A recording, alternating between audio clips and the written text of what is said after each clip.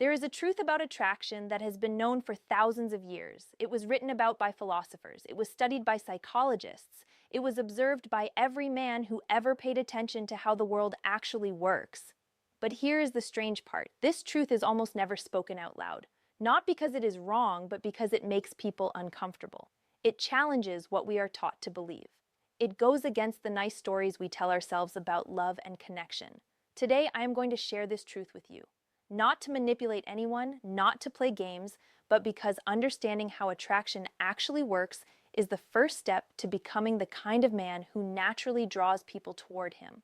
Niccolo Machiavelli wrote something in The Prince that most people misunderstand. He said that men judge by the eye rather than by the hand. What does this mean? It means people respond to what they see and feel, not to what they are told. You can tell a woman you are confident all day long, but if your actions show neediness, she will believe your actions every single time. This is not manipulation. This is reality. And the sooner you accept it, the sooner you can work with human nature instead of against it. Now, I need to be clear about something before we go further. What I am about to share works on most women, but I am not going to sit here and tell you that every woman on earth is exactly the same. That would be stupid. People are complex. They have different backgrounds, different experiences, different values. But here is what is also true. There are patterns in human psychology, deep patterns. Patterns that show up across cultures, across time periods, across different types of people. And when you understand these patterns, you gain a kind of clarity that most men never develop. Carl Jung called these patterns archetypes. He said, there are structures in the human mind that we all share, not because we learned them, but because they are built into us. They are part of what it means to be human. One of these patterns is how attraction works. And it does not work the way most people think. Most men believe attraction is about being nice enough, about saying the right things, about showing a woman how much you care about her. They think if they just prove their loyalty and dedication, she will feel attracted to them. But attraction does not work on logic. It works on something deeper, something more primal, something that existed long before words and reason. Sigmund Freud understood this. He said that human beings are driven by forces we do not fully understand or control. The conscious mind thinks it is in charge. But underneath, there are drives and instincts that shape our choices in ways we rarely notice. This is not a bad thing. It is simply how we are built. And the man who understands this has a massive advantage over the man who keeps trying to logic his way into attraction. So what is this truth that works on nearly every woman? It is not a pickup line. It is not a technique you perform. It is not something you can fake for very long. It is this. The man who is genuinely complete without her will always be more attractive than the man who needs her to feel whole. Read that again. Let it sink in. The man who is complete, who has built a life that means something to him, who knows who he is and what he stands for, who does not need any specific woman to validate his existence. That man is magnetic, not because he is trying to be, but because completeness itself is attractive. Robert Greene wrote in The Art of Seduction that the greatest seducers in history all shared one quality. They were self-contained. They had an inner world that was rich and full, and this made people want to be close to them, to be part of that world. Think about this for a moment. When you meet someone who is desperate for your approval, how does it feel? It feels heavy. It feels like pressure. You want to pull away because their need is suffocating. But when you meet someone who is warm and present but does not need anything, from you, that feels different. That feels like freedom. You actually want to move closer. This is the hidden secret. And in the next segment, I am going to break down exactly why this works at a psychological level. We will look at what the great thinkers understood about human desire, and I will show you how to build this quality in yourself for real. Stay with me. This is where it gets interesting. Now that you understand the core truth, let me show you why its psychology of desire works. Because when you understand the why, you can never be fooled by bad advice again. You will see through the nonsense that most dating coaches sell. You will have a framework for understanding attraction that actually matches reality. Arthur Schopenhauer was a German philosopher who thought deeply about human desire. He noticed something that most people miss. He said that we do not want things because they are valuable. We see them as valuable because we want them. Think about what This means for attraction. A woman does not feel attracted to you and then decide you are valuable. She perceives you as valuable first, and that perception creates the attraction. So the question becomes simple. What makes a man seem valuable? Here is where most men get it completely wrong. They think showing value means proving themselves, listing their accomplishments, talking about their job, showing off what they own, trying to impress. But Machiavelli understood something different. He wrote that the way you carry yourself matters more than what you say about yourself. A prince who constantly tells people he is powerful reveals that he doubts his own power. A prince who simply acts with quiet authority needs no announcement. The same is true with attraction. The man who tries to prove his value broadcasts that he is unsure of it. The man who simply lives as a valuable person needs no proof. His certainty speaks for itself. This is not arrogance. Arrogance is insecurity wearing a mask. This is quiet self-possession. Knowing who you are, being comfortable in your own skin, not needing external validation to feel okay about yourself. Carl Jung would call this integration. He said that most people are fragmented. They have parts of themselves they hide, parts they deny, parts they are ashamed of. He called this hidden material the shadow. When a man has not faced his shadow, he is always seeking something outside himself to feel complete. He chases women not from genuine desire, but from a desperate need to fill an inner emptiness. And women can feel this, not always consciously, but they feel it. But the man who has done the inner work, who has faced his fears and insecurities, who has integrated his shadow and become whole, that man has a different energy entirely. He is not seeking completion from outside. He is already complete, and he is simply looking to share that completeness with someone worthy. Sigmund Freud talked about this in a different way. He said that desire and need are not the same thing. When you need something, you are dependent on it. When you desire something, you simply want it. The difference is freedom. The needy man is not free. His emotions depend on her responses. If she texts back quickly, he feels good. If she takes hours to respond, he falls apart. His inner state is controlled by her actions. And this makes him weak in her eyes. Not because she is judging him harshly, but because neediness triggers a deep instinctive response in humans. We pull away from those who cling. Robert Greene wrote that people are drawn to those who seem slightly out of reach, not completely unavailable, but not fully captured either. There is a tension there, a space that creates interest and pursuit. This is not about playing hard to get. Games are exhausting and they do not work long term. This is about genuinely having a life that matters to you.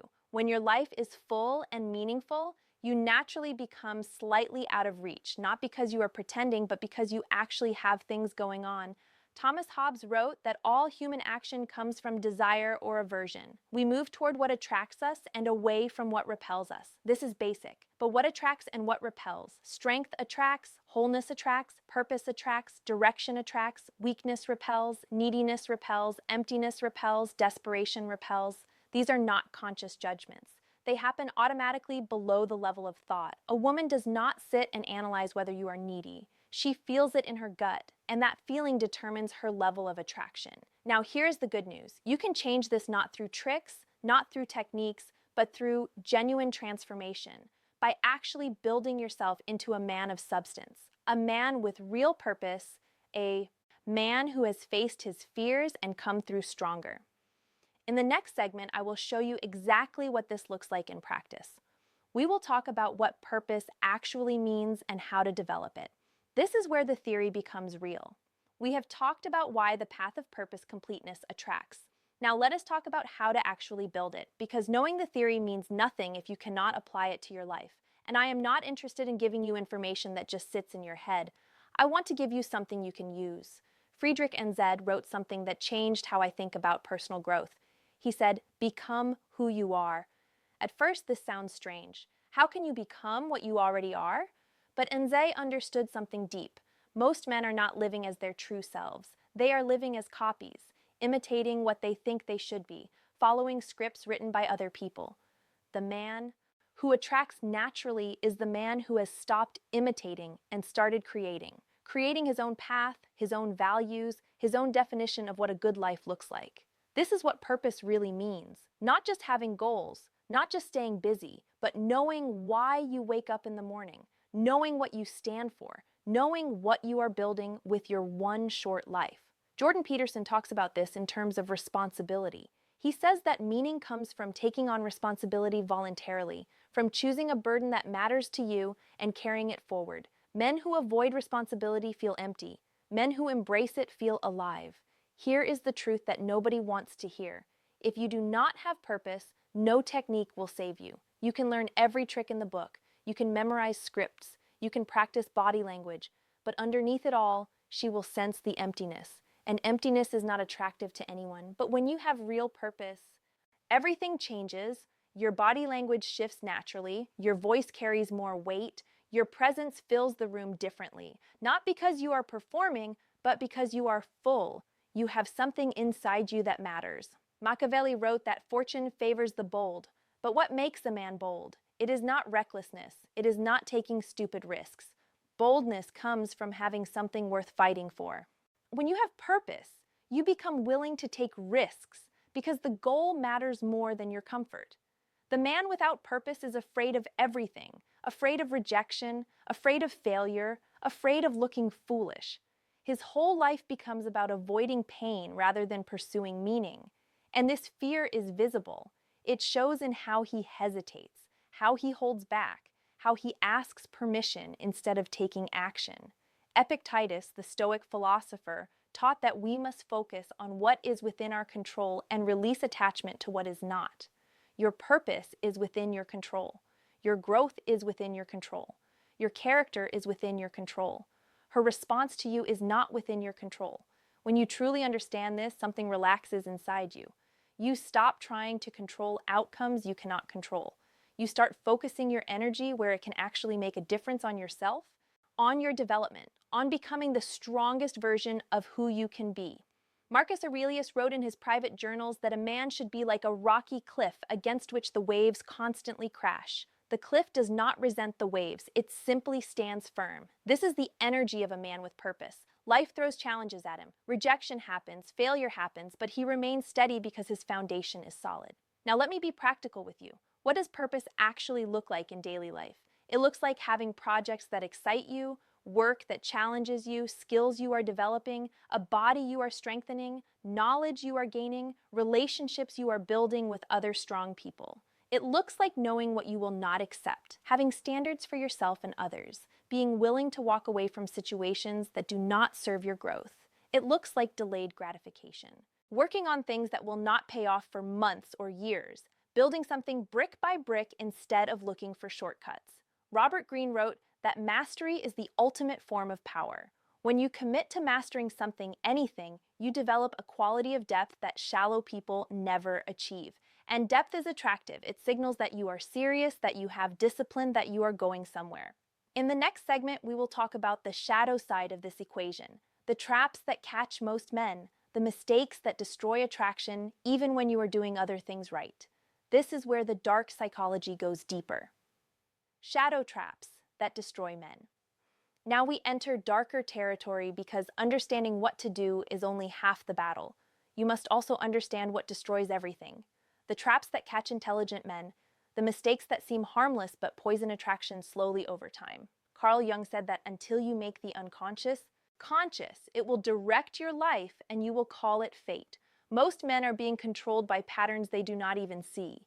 They keep making the same mistakes, getting the same results, and they blame women. They blame society. They blame bad luck. But the problem is inside them, hidden in their shadow. Let me show you the traps.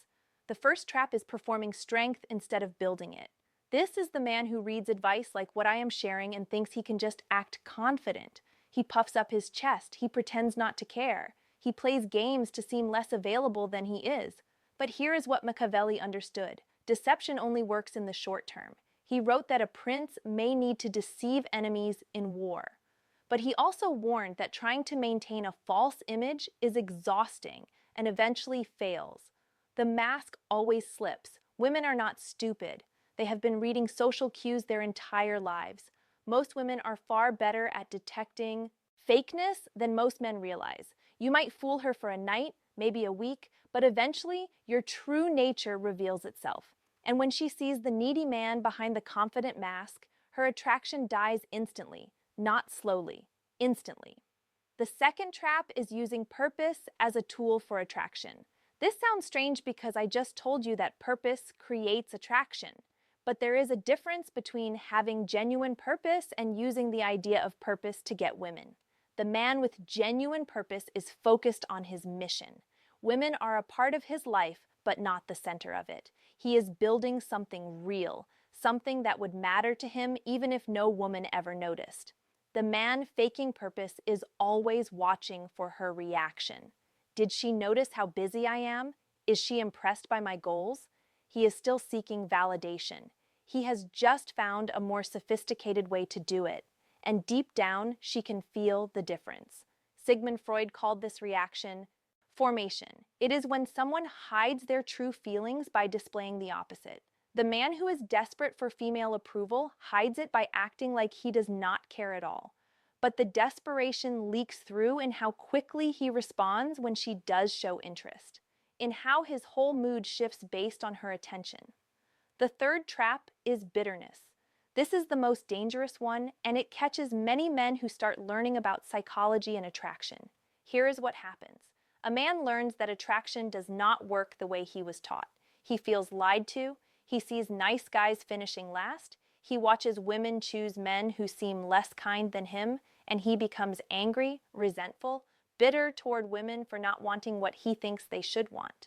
Friedrich Nietzsche warned about this. He called it resentment. It is when weakness turns into hatred of strength, when failure turns into resentment of success, when rejection turns into bitterness toward those who rejected you. The bitter man thinks he is seeing clearly. He thinks he has woken up to harsh truths, but actually he has just found a way to protect his ego from the pain of rejection. If women are shallow and irrational, then their rejection means nothing. He does not have to face his own shortcomings. But bitterness is poison. It shows in your face, in your voice, in your energy. Women feel it immediately and they run from it. Not because they are avoiding truth, but because bitter people are unpleasant to be around. Nobody wants to spend time with someone who resents them. Arthur Schopenhauer, despite his pessimism, understood that resentment traps you in the past. It chains you to old wounds. The man who wants to move forward must release bitterness, not for her sake, for his own. The fourth trap is impatience. Real transformation takes time. Building genuine purpose takes years. Becoming truly confident requires facing fears over and over until they lose their power. But most men want results now. They want a shortcut. And this impatience leads them back to tricks and techniques, back to performing instead of becoming. In the next segment, I will show you how to avoid these traps, how to build something real that lasts, how to become the man who attracts naturally without games or manipulation. We have covered the truth about attraction. We have the path forward, explored the psychology behind it. We have talked about purpose and the traps that destroy men. Now it is time to bring it all together to give you a path you can actually walk.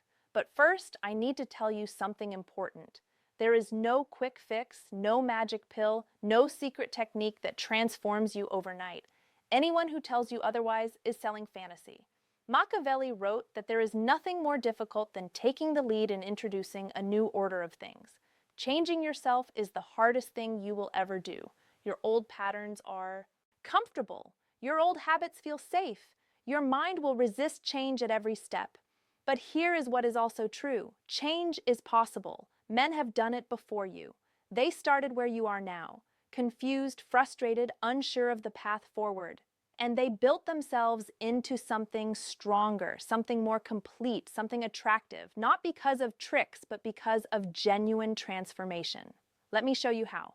The first step is radical honesty with yourself. Carl Jung said that people will do anything, no matter how absurd, to avoid facing their own souls. Most men lie to themselves constantly. They pretend they are not needy when they are. They pretend they have purpose when they do not. They blame external circumstances for internal problems. Stop lying. Look at yourself clearly. Where are you weak? Where are you afraid? What are you avoiding? What patterns keep repeating in your life? This is shadow work. It is not pleasant. It requires courage, but it is the foundation of all real change. You cannot fix what you refuse to see. Albert Ellis, the psychologist who developed rational thinking approaches, taught that our beliefs create our emotions. If you believe you need a woman to be happy, you will feel desperate. If you believe rejection means you are worthless, you will fear it intensely. Change the belief and you change the emotion. Examine your beliefs about women, about yourself, about what you need to be okay. Most of these beliefs were formed in childhood. They were never examined. They run your life from the background. Bring them into the light. Question them. Replace the ones that do not serve you. The second step is building real substance. This means committing to something larger than your dating life. Machiavelli wrote that a prince must study war in times of peace. He must prepare constantly. He must develop skills and knowledge. That will serve him when challenges come. What are you building? What skills are you developing? What knowledge are you gaining? What is your war? If you cannot answer these questions clearly, start there. Find something that matters to you, not something that will impress women, something that genuinely pulls you forward, something you would pursue even if no one ever noticed. This could be your career, a creative project, physical mastery, building a business, developing expertise in a field, learning a craft. The specific thing matters less than your commitment to it. Robert Greene wrote that the time you have wasted is gone forever, but the time you have left is still yours to use. Stop wasting it on distractions. Stop numbing yourself with entertainment and easy pleasure. Start building something that will compound over years. The third step is facing fear repeatedly. Epictetus taught that we suffer more in imagination than in reality.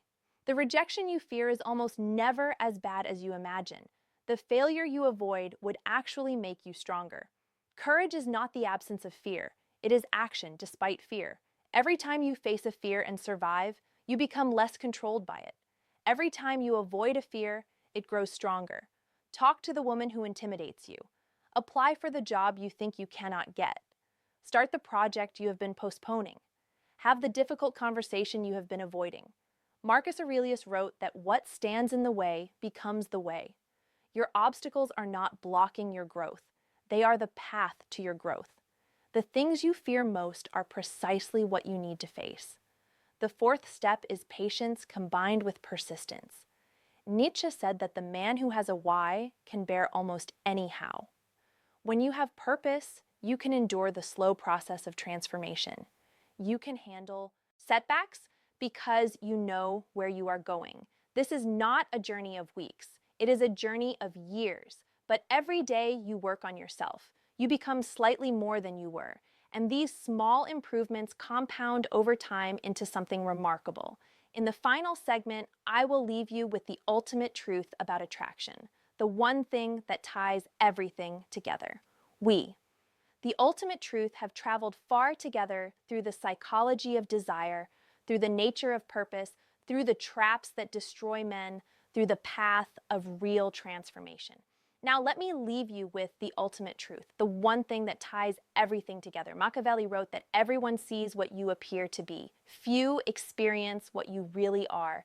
Most men spend their lives managing appearances, trying to seem confident, trying to seem successful, trying to seem like they have it all together. But here is what the great thinkers understood. You cannot fake your way to fulfillment. You cannot perform your way to genuine connection. Eventually, what you really are comes through always. So the question is not how do I appear attractive? The question is how do I become someone worth being attracted to? This shift changes everything. It takes you out of the game of manipulation and into the work of transformation. It stops you from chasing reactions and starts you building substance. It moves you from the outside in to the inside out. Carl Jung said that the privilege of a lifetime is to become who you truly are, not who your parents wanted you to be, not who society tells you to be, not who you think women want you to be, but who you actually are at your core when everything false is stripped away. This is the deepest work a man can do. And it is also the most attractive thing a man can do because authenticity is rare. Most people wear masks their entire lives. When you meet someone who is genuinely themselves, it stands out. It draws you in. It feels like fresh air. Plato wrote about the difference between shadows and reality. He said, Most people live in a cave watching shadows on the wall. They think the shadows are real. They never turn around to see the fire casting those shadows. They never walk outside to see the sun. Most men live in shadows when it comes to attraction. They chase techniques. They memorize lines. They study body language tricks. These are shadows. They are not the real thing. The real thing is becoming a man of substance, a man with depth, a man who has faced his fears and integrated his shadow, a man with genuine purpose that drives him forward, a man who does not need external validation because he has found validation within. Thomas Hobbes wrote that the life of man is solitary, poor, nasty, brutish, and short. He was describing life without meaning, without connection, without purpose.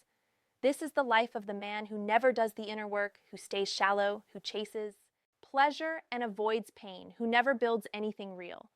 But there is another way to live, a way where you wake up excited for the day, where you are building something that matters, where your relationships are deep because you are deep, where attraction is natural because you have become naturally attractive. Sigmund Freud said that love and work are the cornerstones of humanness. Notice that he put both together. You need meaningful work. You need genuine connection. One without the other leaves you incomplete. The man who focuses only on work becomes cold and isolated. The man who focuses only on love becomes needy and desperate. But the man who builds both in balance becomes whole. And wholeness is the most attractive quality a human can develop. Robert Greene wrote that the future belongs to those who learn more skills and combine them in creative ways. This applies to your inner development too.